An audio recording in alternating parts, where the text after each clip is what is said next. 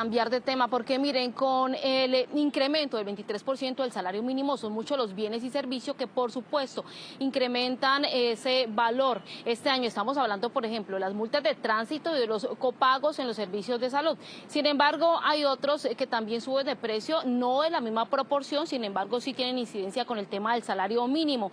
Por ejemplo, ya lo empiezan a sentir los ciudadanos en su bolsillo. Juan David Galindo, hay preocupación, por ejemplo, con el incremento que tendrán las administraciones, porque ya son muchos los avisos que están empezando a llegar donde con calculadora en mano, pues ya empezaron a subir estos servicios. Juan David, le preguntamos a usted, que es el de las cuentas, díganos en promedio cuánto será este incremento para que todos tomen nota. Buenas tardes, Juan David.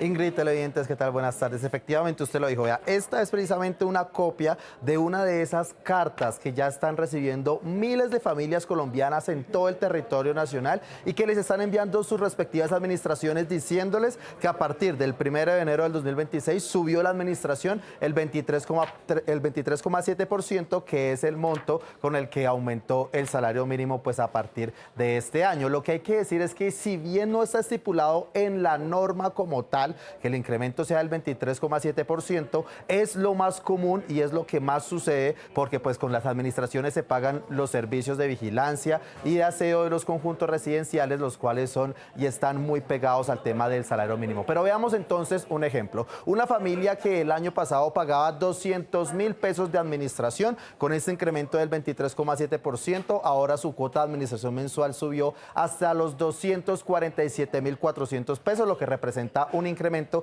de 47.400, que es precisamente ese 23,7%. Noticias RCN, siempre del lado de la gente, hablamos con algunas de las familias que a fin de cuentas son las más afectadas por este incremento del salario mínimo que sube de precios todos los costos que tienen a su alrededor.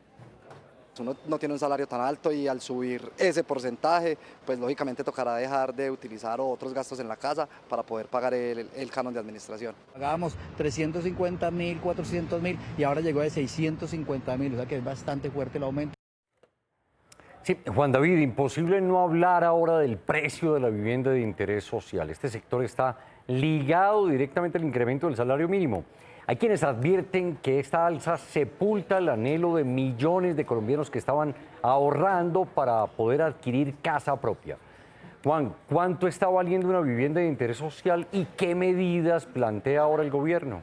Felipe, dependiendo el municipio o la ciudad donde esté ubicada esta vivienda, está el valor. Si es una ciudad o municipio que tiene más de 1 millón de habitantes, el precio de la vivienda es de 150 salarios mínimos, pero si tiene menos de este millón de habitantes, es de 135 salarios mínimos. Pero veamos un ejemplo, teniendo en cuenta uno de esos municipios o ciudad que tiene más de 1 millón de habitantes. En el 2025, el valor de esa vivienda de interés social, que era de 150 salarios mínimos, era de 213,5 millones de pesos y para el 2026 sube hasta los 262,6 millones de pesos. Felipe, usted me preguntaba, ¿qué está haciendo el gobierno? Pues el gobierno propuso como tal limitar esos incrementos y ese valor de la vivienda. Lo que proponen con un borrador de decreto que hay es que el precio de la vivienda BIS en todo el país, sin importar si es una ciudad grande o pequeña, sea de 135 salarios mínimos y que una vez esté pactado o se cierra el negocio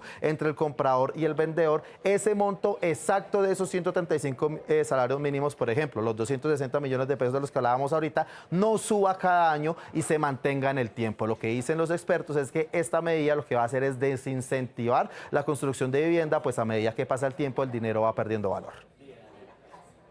Esta medida es un control de precios que acaba la estructura financiera del sector, que altera el negocio, que hace mucho más probable tener pérdidas en proyectos de interés social y que hará que los constructores decidan ofrecerlos menos o no ofrecerlos. Juan David, pero estos no son los únicos sectores que se afectarían por el alza del mínimo. Por ejemplo, está creciendo la polémica también por el incremento que tendría el sector del transporte público a partir del día de hoy en las ciudades o en todo el país. ¿Cuánto es lo mínimo, Juan David, que subiría, por ejemplo, en las principales ciudades? Jessica, en las principales ciudades estamos hablando de un promedio de 300 pesos por pasaje, que equivale alrededor del 11% del valor total de la tarifa. Pero quiero que veamos las cifras allí en pantalla. Recordar que a partir de mañana el precio de Transmilenio subirá desde los 3.200 hasta los 3.550, lo que representa un incremento de 350 pesos. Pero si nos vamos a ver el precio, por ejemplo, del metro en Medellín, el incremento es de 390 pesos, en Cali de 300 pesos y en Bucaramanga también de 300 pesos. Lo que ha dicho el gobierno es que estas alzas, sobre todo la que se hizo en Bogotá, no está justificada supuestamente, según ellos, de manera técnica, por lo cual van a decirle tanto a la Superintendencia de Transporte como a la Superintendencia de Industria y Comercio que pues haga los chequeos necesarios para verificar y que comprueben por qué se lleva a cabo este incremento. Pero hay que decir que Azocapitales, desde antes del incremento del salario mínimo, ya había advertido que si la subida del mínimo era superior a esa suma entre inflación y productividad, lo más probable era que todas las ciudades principales tuvieran que subir mucho más el valor de sus tarifas del transporte público.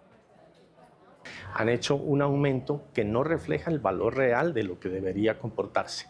De todas maneras, ese incremento obedece necesariamente a el impacto del salario mínimo. Hay que decir que de acuerdo con distintos expertos y centros de pensamiento, ese aumento del salario mínimo del 23,7% va a generar una presión inflacionaria que puede llevar al indicador en lo que va de este año, o sea que se suban los precios, poco más del 6%, lo que haría que el Banco de la República tenga que subir su tasa de interés a más del 10%, una tasa que hoy en día está cercana al 9,25%. Noticias RCN les vamos a estar contando obviamente cómo se da toda la evolución de precios durante este 2026, influenciados por el incremento del salario mínimo.